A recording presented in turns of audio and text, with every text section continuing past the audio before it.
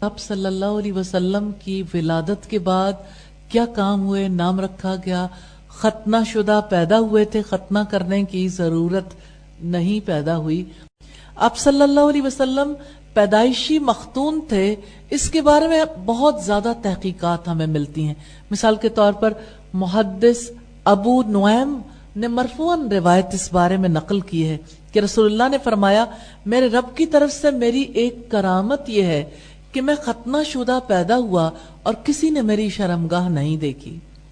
دلائل النبوہ میں جو ابی نعیم کی ہے، والیوم 1 پیج 154 پر آپ اسے دیکھ سکتے ہیں.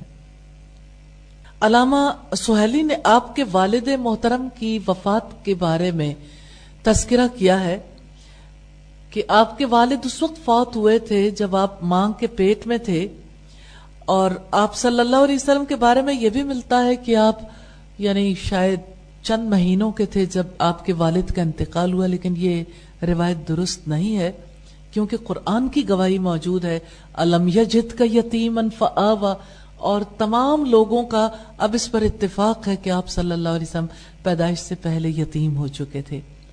آپ کے والد تجارتی سفر پر گئے تھے اور تجارتی سفر کے دوران ہی ان کا انتقال ہو گیا، اور آپ صلی اللہ علیہ وسلم کو آپ کی والدہ نے ابتدا میں سنبھالا اور آپ کے دادا نے آپ کو اپنی کفالت میں لے لیا.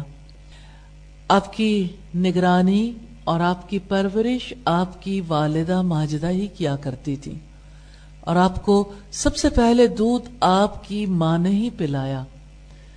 اس بارے میں یہ بات ہمارے یہاں تو حیرت انگیز نہیں سمجھی جاتی، لیکن عربوں کے یہاں ماں کی بجائے کوئی اور عورت دودھ پلایا کرتی تھی. اس وجہ سے یہ تذکرہ خاص طور پر تاریخ میں ملتا ہے کہ ان کو سب سے پہلے ان کی والدہ نے دودھ پلایا.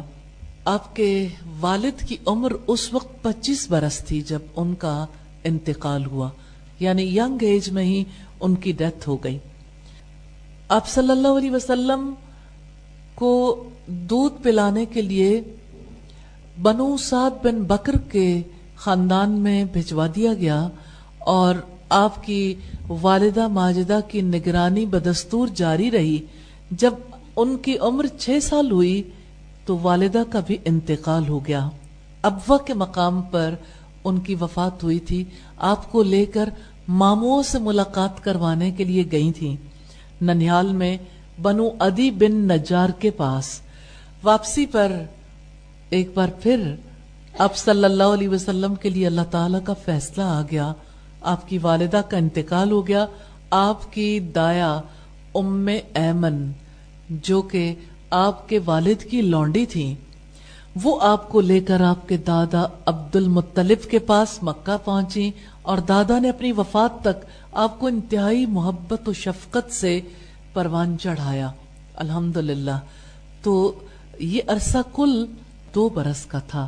ماں کے انتقال کے بعد 2 برس تک آپ صلی اللہ علیہ وسلم دادا کی کفالت میں رہے، یعنی 8 برس کی عمر میں دادا کی کفالت سے بھی محروم ہو گئے.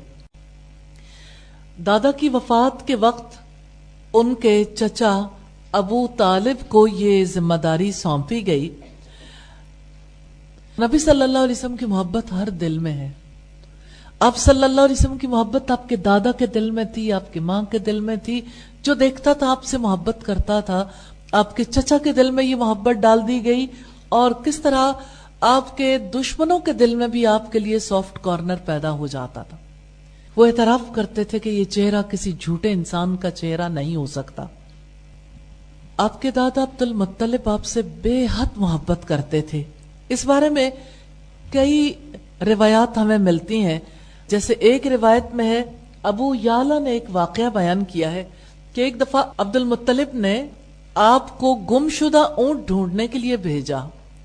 اونٹ کی تلاش میں آپ کو دیر ہو گئی تو دادا نے غمزدہ ہو کر بیت اللہ کا طواف کرنا شروع کر دیا. آپ امیجن کر سکتے ہیں کہ بیت اللہ کا طواف کرنا، ظاہر ہے کہ یہ ہر وقت کی روٹین تو نہیں تھی. تو جب طواف کیا تو یہ شعر پڑھتے رہے، ربی رد الی راکبی محمدا رب کریم میرے سوار محمد کو واپس بھیج دے، یا ربی ردہ واسنع عندی یدا، رب کریم اسے ضرور واپس بھیج دے اور مجھ بوڑھے پر احسان فرما۔ اس سے پتہ چلتا ہے کہ دادا کو آپ صلی اللہ علیہ وسلم کی جدائی، تھوڑی دیر کی جدائی بھی کتنی ناگوار تھی۔ جب آپ اونٹ لے کر واپس آ گئے تو دادا نے قسم کھا لی، آج کے بعد میں کسی کام کے لیے آپ کو کبھی نہیں بھیجوں گا، کبھی میں اپنے سے جدا نہیں کروں گا۔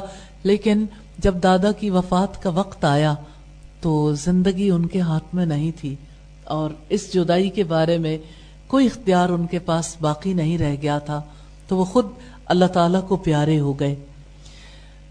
دادا کی محبت کا یہ عالم تھا کہ جب آپ سوئے ہوئے ہوتے تو کسی کو آپ کے سونے کی جگہ پر جانے نہیں دیتے تھے۔ آپ امیجن کر سکتے ہیں ان کا ماحول کیسا تھا۔ ایسا اس بچے کے ساتھ ہوتا ہے جس کے والدین اس سے بے حد محبت کرتے ہوں، اور عبد المطلب کی خاص نشست تھی جس میں ان کے سوا کوئی نہیں بیٹھا کرتا تھا، اور کعبہ کے سائے میں ان کی مسند بچھی ہوتی تھی اور ان کے بیٹے ارد گرد بیٹھتے تھے، مسند پر نہیں بیٹھ سکتے تھے، مگر آپ صلی اللہ علیہ وسلم کو دادا اپنے ساتھ بٹھاتے تھے، یعنی بیٹوں سے بھی زیادہ پوتے کو اہمیت ملی تھی۔ پھر جب آپ صلی اللہ علیہ وسلم چچا کی کفالت میں آئے تو چچا نے بھی آپ سے بے حد محبت کی۔ حضرت ابو طالب آپ کو سلاتے تو قریب سلاتے تھے، یعنی دور کرنے کی نوبت نہیں آتی تھی، حالانکہ ان کے بہت سے بچے تھے۔ جب باہر جاتے ساتھ لے کر جاتے، جب کھانا کھاتے تو اکٹھے کھانا کھاتے تھے۔ آپ میں سے کتنے لوگ ہیں جن کے بغیر ان کے گھر والے کھانا نہیں کھاتے؟ کوئی ایسا ہے؟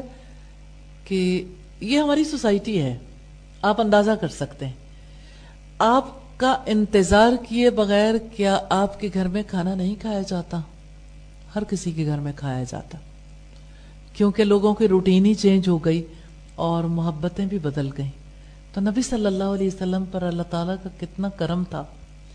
باپ گیا تو ماں، ماں گئی تو دادا، دادا گئے تو چچا، اور چچا کی محبت بھی اولاد سے بڑھ کر ہے کہ آپ کے بغیر کھانا نہیں کھاتے تھے۔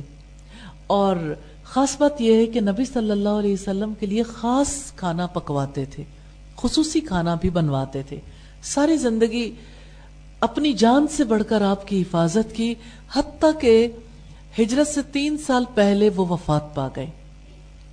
تو یوں ہم دیکھتے ہیں کہ نبی صلی اللہ علیہ وسلم کے قریبی رشتہ داروں میں جس کو سب سے زیادہ آپ کے ساتھ رہنے کا موقع ملا وہ آپ کے چچا ابو طالب تھے، جنہوں نے آپ صلی اللہ علیہ وسلم کی حفاظت کی ذمہ داری لی۔